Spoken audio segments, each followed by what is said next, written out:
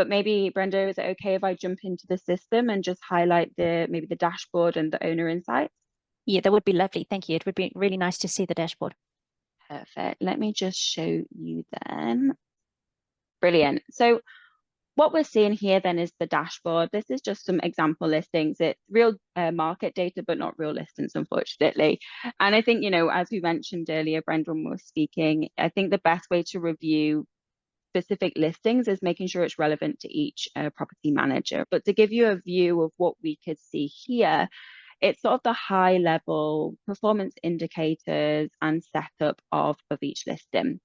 So if I just come to this one, for example, we can see the market that the listing is in. We can see the current base rate. So that's what I mentioned would be set up in order to allow the dynamic pricing to fluctuate. And we'd have the support of our revenue managers and our internal team to help you establish that and make sure you're happy with any revisions that might need to take place. We then have the minimum price. So of course, you may have a price that you never want to sell your listing below.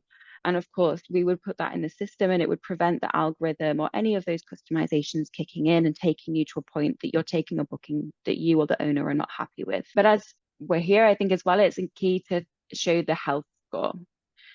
This is a really nice tool in order to understand how your listing is performing within the context of the market.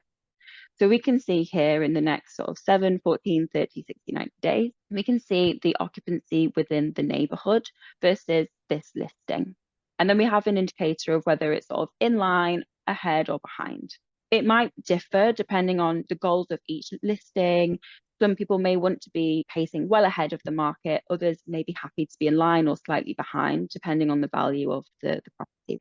But in this case, we can see that actually throughout the next from 7 to 90 days, we're slightly ahead of the market. And so what that might mean is we've got an opportunity to lift the rates slightly in order to actually generate a little bit more revenue now that we're confident we've already got enough occupancy ahead of the market.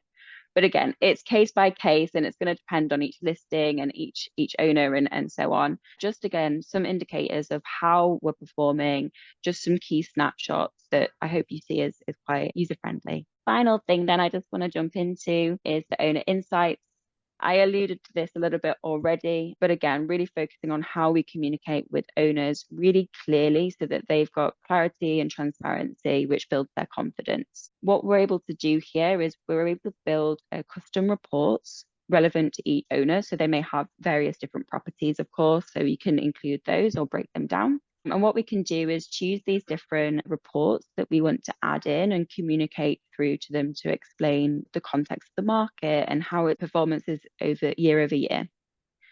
What we can see here as well at the top is we've actually got a tool now that supports the summarizing of the data that we can see and how the listing is performing. Again, and all of this is exportable. So you'll be able to save this, export it, and send it over to the owner so that it's streamlined for you as opposed to, going and building those each time. They're automatically updating and available to be sent to them. I hope that's all been clear and concise enough. Sorry if I'm running over a little bit on time. No problem. And I love that there's no more exporting to Excel and having to generate the reports yourself. It's all there live for you. That's fabulous. Exactly. I'm glad to hear you agree.